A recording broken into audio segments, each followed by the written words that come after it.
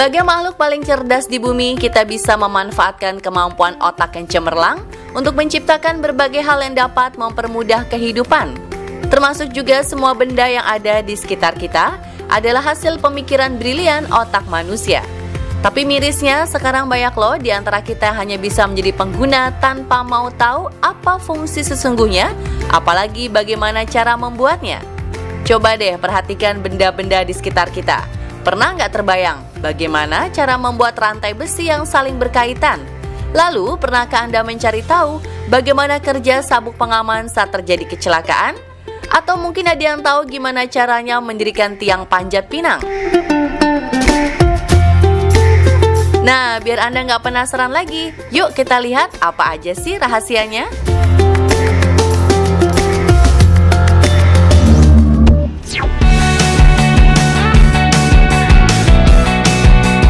Pemirsa, siapa nih yang setiap perayaan 17-an selalu jadi member tetap peserta lomba panjat pinang di lingkungan rumahnya? Butuh skill dan kekompakan yang nggak sembarangan loh untuk bisa memenangkan perlombaan yang sudah ada sejak zaman kolonial Belanda ini.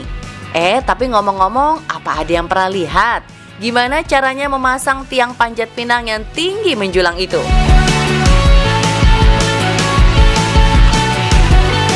Tidak lebih mudah dari perlombaannya, pemasangan tiang panjat pinang pun sama sulitnya. Tiang dipasang dengan cara ditarik menggunakan tali tambang di beberapa sisinya hingga tiang utama berdiri tegak. Kalau sampai nggak kompak sih, nggak akan bisa berdiri ya pemirsa. Dan setelah diperhatikan, ternyata melihat cara pemasangannya nggak kalah seru dengan melihat perlombaannya ya.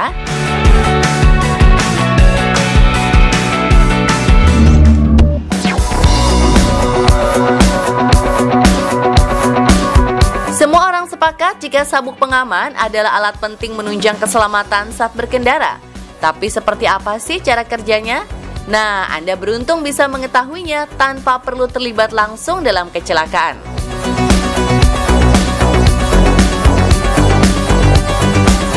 Sebelum meluncurkan produknya, pabrikan kendaraan selalu melakukan berbagai pengetesan, termasuk soal keamanan.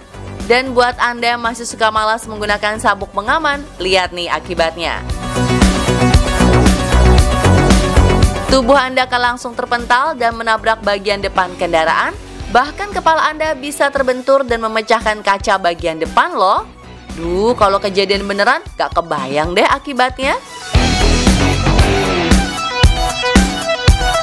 Dan yang berikut ini adalah simulasi jika Anda menggunakan sabuk pengaman dengan benar. Nah, kelihatan banget kan perbedaannya ya? Jadi mulai sekarang, gunakan selalu sabuk pengaman dengan benar ya pemirsa.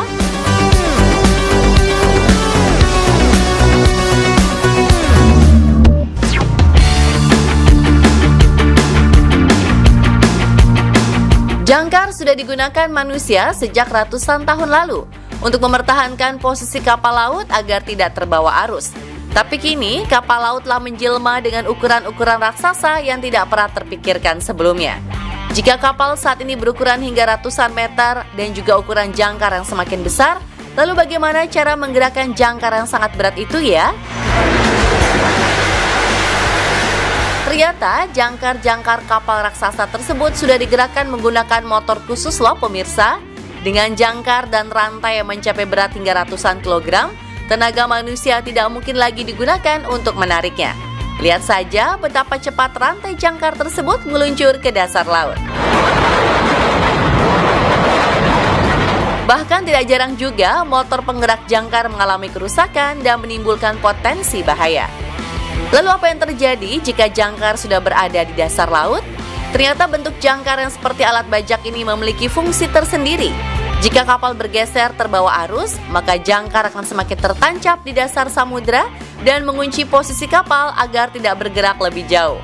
Wah, bahaya juga ya jika dijatuhkan di atas terumbu karang. Sudah pasti akan menimbulkan kerusakan yang cukup serius tuh.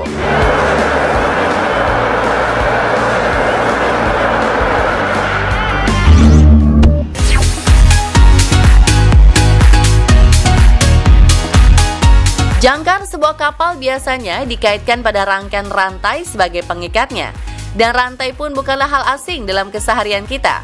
Banyak di antara kita yang menggunakan rantai sebagai alat pengaman maupun untuk menggantung benda dengan bobot yang berat. Lalu bagaimana ya cara membuat rangkaian rantai yang terdiri dari besi yang begitu kuat?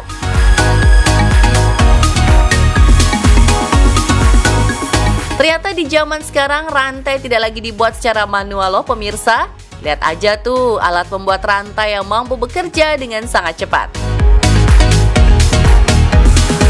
Siapa yang menyangka kalau rantai berasal dari sebuah batangan besi lurus yang kemudian dipotong-potong dan dibengkokkan sedemikian rupa hingga disusun membentuk rangkaian. Wah, ternyata rumit juga ya pemirsa. Gak kebayang waktu zaman dulu sebelum ditemukannya mesin ini. Pasti membutuhkan waktu yang sangat lama untuk membuatnya ya.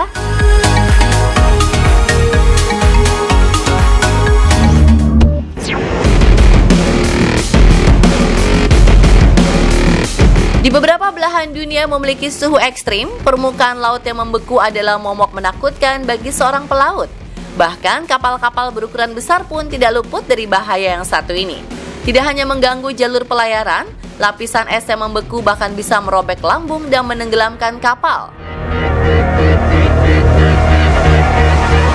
Tapi ternyata permasalahan tersebut bukannya tidak bisa diatasi loh pemirsa.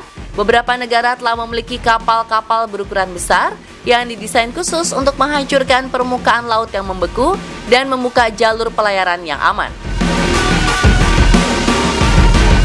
Negara-negara yang memiliki wilayah perairan laut dengan suhu ekstrim seperti Amerika dan Rusia bahkan memiliki satuan khusus yang bertugas membuka jalur pelayaran yang aman di tengah lautan yang membeku.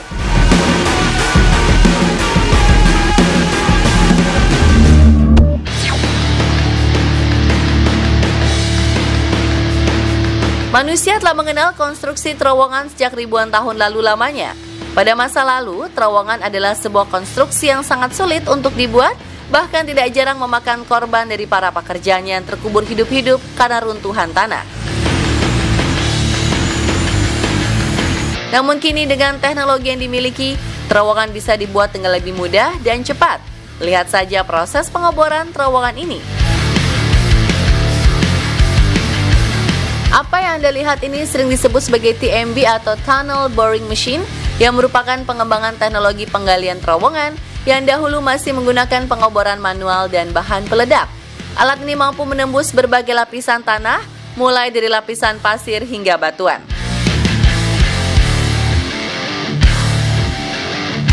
Alat yang dijuluki si tikus tanah ini pertama kali digunakan pada tahun 1945 dan mampu menggali terowongan dengan waktu yang jauh lebih singkat. Selain itu, dinding terowongan juga akan lebih stabil dan aman. Beberapa proyek pembangunan di Indonesia seperti pembuatan jalur MRT juga turut memanfaatkan teknologi yang satu ini. Nah pemirsa, demikianlah beberapa video yang sengaja kami hadirkan untuk mengobati rasa ingin tahu Anda. Semoga tidak penasaran lagi ya.